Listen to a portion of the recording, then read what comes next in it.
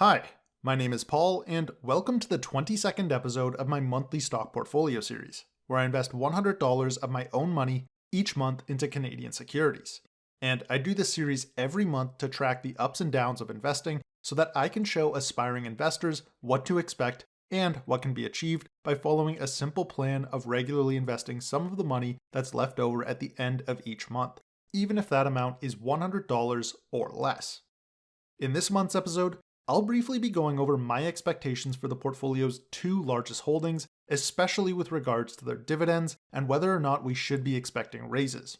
On top of that, I'll be highlighting how my portfolio performed during the month of September, and let me tell you right now, it was a rough one this month. But as always, we're going to press onward and I'll show you exactly how I'm going to be investing this month's $100 and the dividends that were earned over the previous month. Now, really quickly, before we get into the video, you should be aware that there is a link in the description box of this video to the goals and rules that I've set out for investing within my monthly portfolio. But if you happen to be someone who prefers watching videos to reading, then you can also watch me go through everything in the first episode of the series. And a link to the playlist starting at episode 1 is also available in the description box. With that out of the way, let's get right into the news. And news-wise, September was a bit on the slow side, with the only major news being the announcement of the dates for both MTY Food Group and the Morguard North American Residential REIT's third quarter results. MTY will be releasing their results and holding their quarterly conference call on the 11th of October. Meanwhile, Morguard's report will be released on the 24th, and their conference call will be held on the 26th. And I'll almost certainly be releasing a video covering MTY's quarter, since the company is still in the process of transition after acquiring Barbecue Holdings and Wetzel's Pretzels, so there's going to be a lot to discuss and go through. On the other hand, I suspect Morguard will be business as usual, with the only major news likely to be its growth and its decision on whether or not to increase the dividend, which I'll get into a bit more in this video. So you probably shouldn't expect a dedicated video from me going through the REIT's earnings, unless there are some big changes.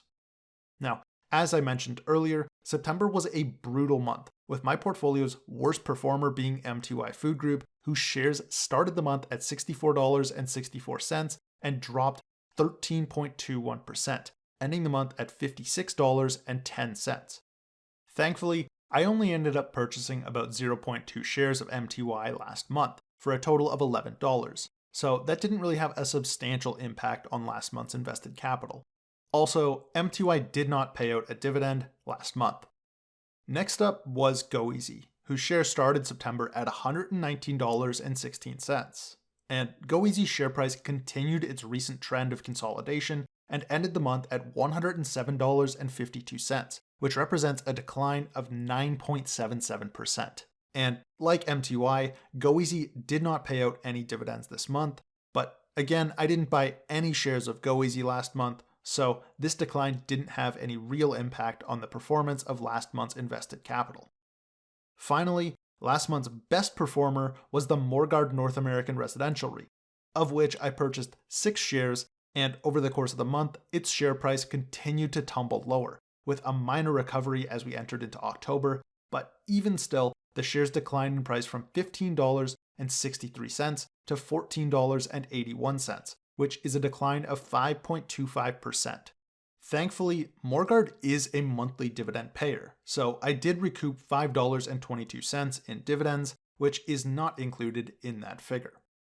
Needless to say, this was another bad month for the portfolio, with my 1-month investment performance reaching negative 6.19% if we don't include the dividends.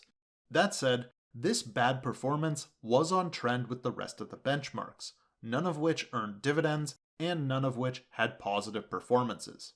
Even still though, my portfolio did perform the worst, with about 1 full percentage point of separation between myself and the 2 Canadian ETFs. Then, the next worst performer was the S&P 500, which declined by 4.17%. And the best performer in the month of September was the Global Value ETF, which still dropped in price by about 3.5%. So, wrapping up a fairly awful September, the total portfolio performance is looking pretty ugly. Since the start of the series in January of 2022, up until the market close on October 6th, 2023, so far, I've invested $2,153.99 of personally contributed capital and dividends. And as of the market's close, the price tag on my portfolio's holdings is down to $1,933.35, which is lower than last month, even though this includes an additional $100 of contributed capital and an extra month's worth of reinvested dividends. This means that right now the portfolio is sitting on a loss of $222.64, or about 10.3%. But we're on the verge of earnings reports, and I believe that these will show that despite the general fear in the market, the businesses that I'm investing in are of high quality and are taking the right steps to increase shareholder value. So I'm still strongly of the belief that my conviction will be vindicated by the underlying performance of the businesses, which I'll get into after we take a look at this graph that shows my all-time performance relative to my annual goal of 12%. My portfolio being the green line and the 12% return goal being the red line with stars that is constantly growing at an exponential rate. And yeah, things are looking considerably worse this month. The gap between my portfolio and the goal line is currently the largest it ever has been, both in dollars and now also in percentage, with the spread hitting over $380 or 16.5%. But I still expect that this will turn around. I know I sound like a broken record each month saying the same thing, but things do have a tendency to turn around quickly. This month's huge spike down on falling investor sentiment due to worries about the federal budget deficit, rising interest rates, and recession fears could easily have been a spike in the opposite direction had sentiment been positive rather than negative, in which case the portfolio would have been within grasping distance of the goal rather than plummeting further into the abyss. To bolster my point, I'll once again reference back to the drop from month 7 to month 9 before rebounding way above the goal in month 13. This sort of volatility is to be expected, especially when investing in individual securities and especially when focusing on smaller timeframes. Instead, I like to narrow my attention on the long term. This is because over time, stock price will rise alongside the amount of value that the underlying company is capable of producing for its shareholders on a per-share basis. And I also believe that the long-term operating performance of good businesses is much easier to predict than the waves of fear and greed that distort the parity between value and price. This means that it's our goal as investors to isolate investments that offer large discounts between the underlying value and price, and exploit those short-term discrepancies in order to achieve long-term results that outperform the indexes. So, despite my recent short-term performance highlighted here on the channel, I still believe in the companies that I've selected, and as I've already said, I think that this upcoming quarter's results, in particular, will showcase this, especially in MTY's case. See, MTY has just recently completed its acquisitions of Barbecue Holdings and Wetzel's Pretzels, and they're still working on fully absorbing and expanding the acquired restaurant banners. Despite the process of merging in two 9-figure businesses within less than a 1-year period, last quarter was among MTY's highest free cash flow generating quarters in its history. And this was in spite of Q2, which is usually among the company's lowest for free cash flow generation. But this also came in lieu of historical capital expenditure levels, much of which was mentioned as being temporary and non-recurring. In addition to that, the management believes that thanks to their brand refreshment initiatives, franchise openings are projected to be net positive within the quarter. Meanwhile, all of these positive beats are expected during Q3, which historically has been MTY's strongest quarter for free cash flows, and that was before they'd completed the recent free cash flow accretive acquisitions. This, on top of the recently depreciated stock price, is really priming the company for a home run quarter, and that's before even mentioning the dividend. See, Q3 is generally also when MTY raises its dividend, and as long as there aren't any monsters lurking under the bed, I would expect that the company will be raising its dividend, which, alongside the earnings growth, has the potential to really shoot up the stock price. Personally, I'm expecting a 10% dividend increase this quarter, which would raise the quarterly payout from 25 cents to 27.5 cents per share. That said, I'd be happier if they decided to raise the dividend by only 1 cent, and even happier still if they decided not to raise the dividend at all. and instead decided to do a small buyback while focusing mostly on paying down their debt. This would get rid of a portion of the future interest expenses, some of which is tethered to variable rate debt, while also taking advantage of the heavily discounted share price. Now, a decision not to raise the dividend would also have an added benefit of potentially mitigating a portion of investor sentiment, especially among groups who mainly invest for the dividend, regardless of if that's the best option for capital allocation. Personally, I like getting shares of good companies at heavily discounted prices, so more people jumping in and pushing for something that will drive even more investors while also lowering the value of the underlying business is something that I actively avoid when possible.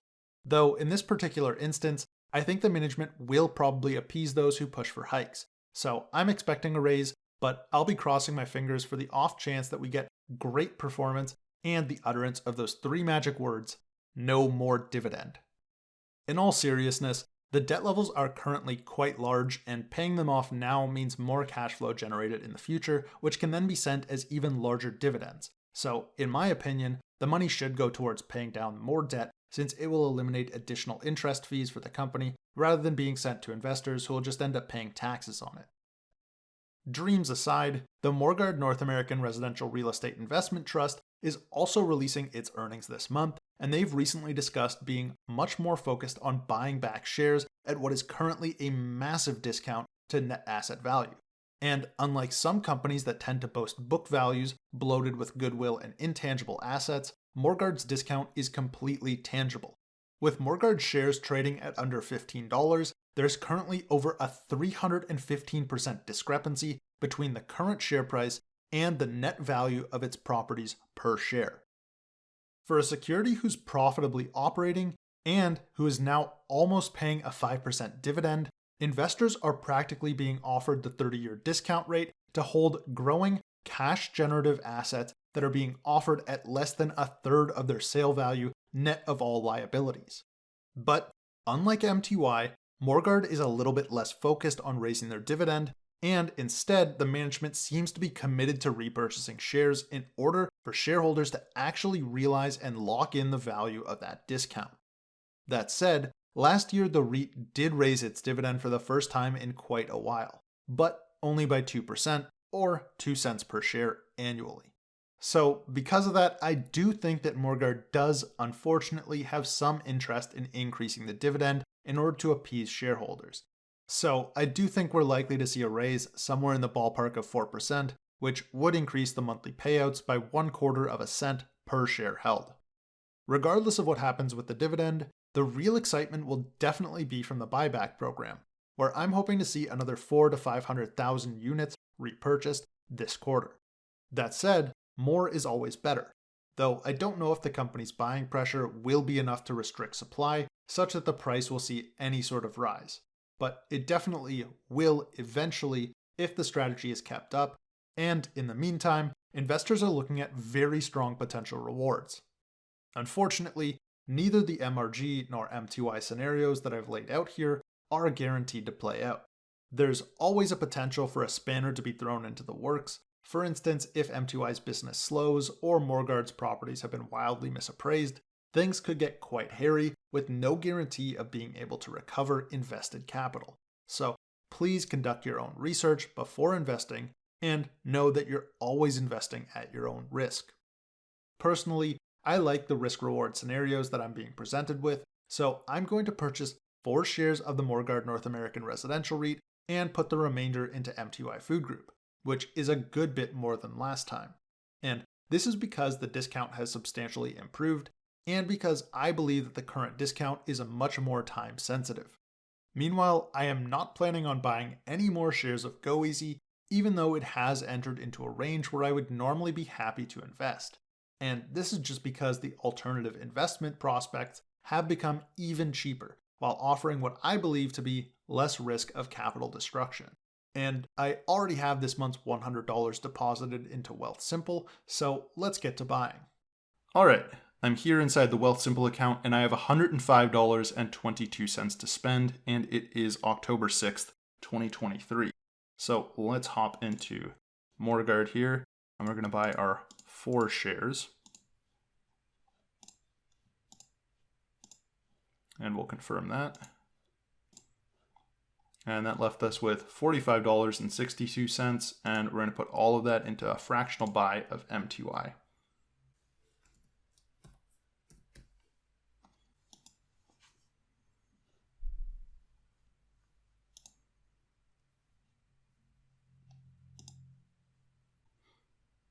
All right, and we should get that confirmation shortly, and then I'll proceed. Okay, I've just received the email confirming that I've successfully bought 4 shares of the Morguard North American Residential REIT for $14.90 each, in addition to 0.813 shares of MTY Food Group at a cost basis of $56.12 per whole share, which leaves my portfolio with no cash left over after my orders have been filled. So, as of the market's close on Friday, September the 8th, the portfolio holds 97 shares of the Morguard North American Residential REIT worth roughly $1,437, about 7.49 shares of MTY Food Group worth a little over $419, and the same 1.62 shares of GoEasy, which are now worth roughly $179. Now, getting into the dividends, it was only Morguard who paid us a dividend this month, and in total, the portfolio earned $5.22, which is enough to buy 2 large pumpkins, which make for good Halloween decorations, and they can be used to make food afterwards. But let's face it, we're still quite a while away from being able to live off of these dividends, though $5 a month is definitely better than nothing. Plus, if we count up all of the dividends that the portfolio has earned since its inception, it tallies up to $59.21, with over $42 of that coming in year to date, which is now blowing away the $17.11 that were earned throughout the entirety of last year. In addition to that, next month we're projected to receive a record combined dividend totaling $7.14 from both Morguard's monthly payment and GoEasy's quarterly payment. And keep in mind that we're just starting to get into the time of the year where the portfolio's main holdings are expected to announce raises. But even without these raises, if I were to just leave the portfolio as it is and collect the dividends in cash for the next 12 months, assuming no changes were made, I would now expect to receive $83.56, which is a 4.63% increase from last month, and that simply maintains the 3.8% yield on contributed capital. However, if both MTY and Morguard end up announcing moderate dividend raises next month, we could be looking at a 1-year projection of $87.21, assuming no other changes were made to the portfolio over that period. This would instead mark a 9.21% increase over last month and a 3.96% yield on contributed capital. Though, again, this raise scenario isn't my preferred outcome, it's just my personal best guess as to what I think is going to happen. And this is absolutely not guaranteed to play out, nor are any of my other quarterly expectations made in this video. Remember, this video is not financial advice and I am not a financial advisor. This video was made entirely for the purpose of providing inspiration and insight into my personal investment decisions, and it should not be used as a substitute for doing your own research. This video does not have the information required to make good investment decisions on individual securities, so again, I'm not a financial advisor. I'm just a Canadian who likes to invest and share my opinions with others. And in doing so, I hope that I was able to provide you with something of value. And if I did, then please consider sharing it with anyone else who may also benefit from it. Thanks for watching all the way to the end, and enjoy the rest of your day.